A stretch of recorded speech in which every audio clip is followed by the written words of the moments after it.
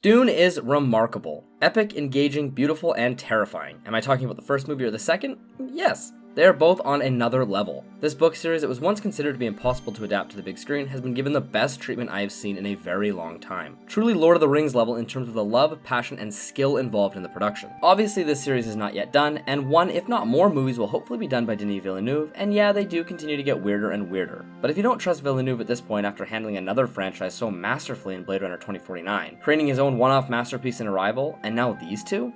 If you're not going to put your faith and confidence in him, then who the heck are you going to put your faith and confidence into? This so-called unfilmable franchise has been given the Hollywood treatment a few times now. After Alejandro Jodorowsky was unable to successfully make his own Dune movie in the mid-70s, David Lynch did create his own Dune movie, though it was fraught with mistakes resulting in both critical and commercial failure, and David Lynch himself admitting that it was terrible. We finally got Denis Villeneuve's Part 1 and Part 2 of the first book, simply entitled Dune. Created in 1965 by Frank Herbert, Dune gives true meaning to the word epic, opening with a massive first book followed by 5 more containing some of the richest, densest, and most complicated content you can imagine. Cultures, religions, humanity, it's all explored to peculiar degrees. Characters do not have the depth typically reserved for stories that deeply explore emotion and humanity, nor does the story contain outright heroes or villains. People like the Harkonnens are shown to be vile and cruel, but they are only the villains because they oppose our protagonists, the Atreides. They're not exactly the overarching villains of the Dune universe, for multiple reasons. The father, Duke Leto Atreides, parallels Ned Stark, or more accurately, Ned Stark parallels Leto, in that he does appear to be a truly good and just person, which this universe can't exactly handle, so they kill him off rather quickly as well. We then shift our focus even more so onto Paul, the so-called Chosen One.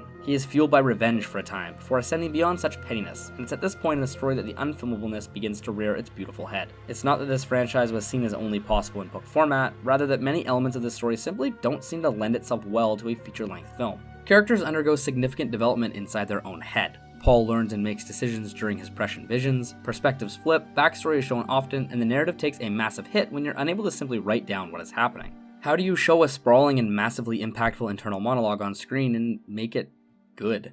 How do you have characters consume the water of life and radically change their worldview without showing us what actually happened to them? For the most part, I think the movies actually answer all of my how do you do X with this is how you dumb idiot, which is perfect. Choosing what to include and what to exclude and how to actually adapt it was, in my opinion, the largest hurdle with this franchise. A one-to-one adaptation, the thing book nerd loser purists like myself often want the most, just wasn't really possible here. But then there are a ton of elements of Dune that absolutely do lend themselves to the big screen. The cinematography, though requiring a gifted individual to realize its true potential, writes itself with the Arrakis and Yeti Prime landscapes. Choosing to shoot in black and white due to the black sun? Oh my goodness, a stroke of genius. The contrast between the shots on either planet is truly magnificent, but the expansive sand dunes themselves, the underground sieges, the spice harvesting, and the many complex battle scenes all beg to be put on screen, and the movies even have a few things going for them over the books. One inherent strength of the book medium is also an area in which on-screen adaptations can sink or thrive: performances. In a book, you don't have to worry about someone failing to embody a character. You don't have to worry about bad line delivery or awkward physicality. The writing can obviously enhance or diminish a character's efficacy, but in a different way. On screen, it's oh so common to get an actor who just doesn't understand who they're playing or what world they're in. They make the wrong choices when establishing their character's voice, they misunderstand the nuance of certain scenes, they know too much because they're a person who knows what happens a few scenes later, or they're given terrible direction. Or they're just acting poorly. But if you're able to cast perfectly, acquire the right director who works with that actor and the character, they understand the world, the people, the themes within the story, and the performance is ultimately excellent, well, now you've enhanced this character. You've added a layer that the book couldn't. Now, and bear with me here, what if you could get that type of enhanced, ascending performance out of every single cast member? Well, then you'd get Dune Part 1, and you'd especially get Dune Part 2, where every actor is giving the absolute performance of their career, and the only way you can decide who is giving the best performance is whoever was on your screen most recently. It's hard to write a character's facial expressions in a way that cuts to the heart and devastates you, and yet here we have Zendaya doing exactly that. It can be tricky to showcase a character entering someone else's culture and taking it over to manipulate the people within it to believe in their son as the Messiah just through a physical description. And then we've got Rebecca Ferguson looking like this. And the other thing movies have going for them is audio. Sound design is huge, and this franchise has frankly been absolutely nailing it. The score in particular elevates every goddamn scene and moment to such insane heights. There's a scene in the first one where they're simply packing their stuff up and moving, and the scene and tension beforehand, combined with the unsettling and intense score, make for an incredible scene of boxes being removed from rooms. The grand scenes become grander, the somber ones become sadder, and the entire vibe of the movie becomes so enriched by a score as masterful as the one these movies have had. I feel bad dedicating such a small amount of this video to the score, since it very well may be the single best part of the whole duology, but if anyone has watched it, I think that's abundantly clear, and I don't know anything about music on a musical level, so I can't really explain it any better than the score makes you feel exactly what it wants to make you feel. And also, sometimes we get triumphant shots with heroic music attached to a scene of Paul terrifying the people he's trying to enslave with his horrific otherworldly powers of clairvoyance into conquering billions, and I just think that's pretty neat.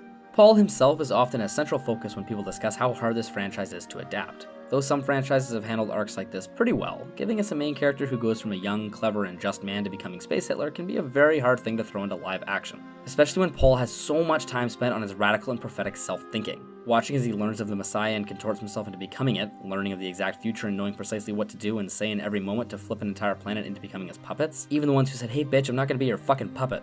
Anakin Skywalker, a very similar example, is manipulated by our clear main villain and turned into a monster that we already know and love.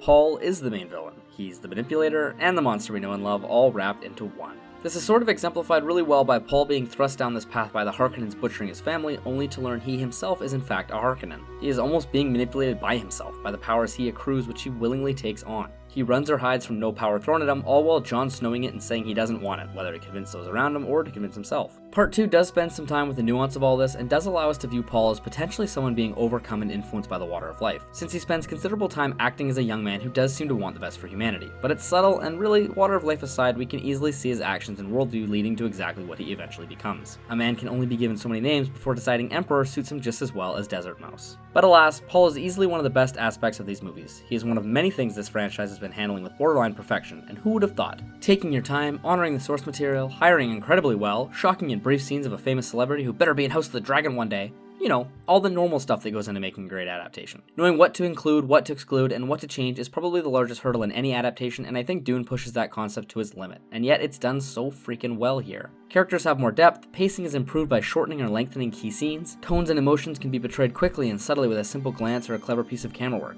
There's humor in this one that fits perfectly while taking nothing away from how seriously the story takes itself.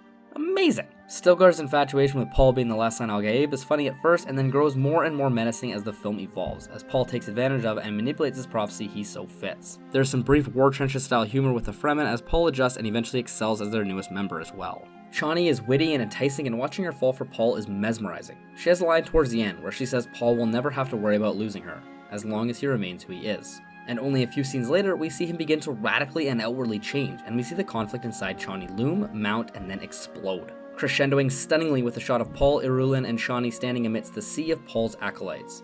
This movie is filled to the brim with excellent shots, yet I think this one might be my favorite of them all.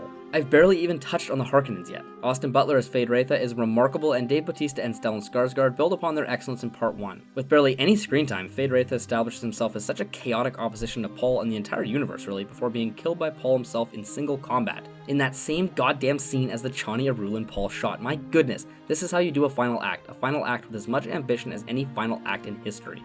Another aspect that Dune nails that could have been hit or miss is the technology. The still suits look amazing, and they absolutely needed to since they're such an integral and focal point of the story. Imagine the hit franchises like Star Wars would take if their Jedi robes and lightsabers didn't look as cool. Iconography is a huge part of these massive sci-fi stories, and you simply need stills like this or this to look badass and become instantly recognizable. It's really hard to find something to complain about here. On one hand, just getting an adaptation that works at all is enough to remain silent on critiques. But even on its own, the unfilmable stuff aside, these are rock solid. I'm not particularly old, nor have I been deeply entrenched in the cinema world for all that long, but I don't think I have ever seen a movie receive nearly this widespread acclaim. My Twitter is practically exclusively filled with positivity. Even the detractors who think they miss some aspects of the book or failed a certain scene or development acknowledge that this sequel was a masterful work of art. The best thing I've heard was that Dune Part 2 is the new Empire Strikes Back. That is beautiful, it's bold, and in my eyes, it's absolutely true. There are many ways to analyze what justifies and makes a sequel excel, and Dune Part 2 really does just tick every single box. I would gladly put this up against any of the great sequels, and I think it would fare incredibly well. No movie has ever had this strong an effect on me weeks after the credits rolled. No movie's ever commandeered my thoughts and hijacked my internal monologue to this degree. I simply cannot stop thinking about it, and literally all of it is positive. The first one hit all the right notes and established a franchise to rival any of the sci-fi greats, and I think Dune Part 2 has done absolutely nothing but build on that first one's greatness. Make Messiah so fast, but also take your time and just keep doing what you're doing. You're doing great. Thanks for watching. Make sure to subscribe if you like this kind of stuff and want to support the channel, and I hope you'll tune in next time. Take care, and thanks for watching.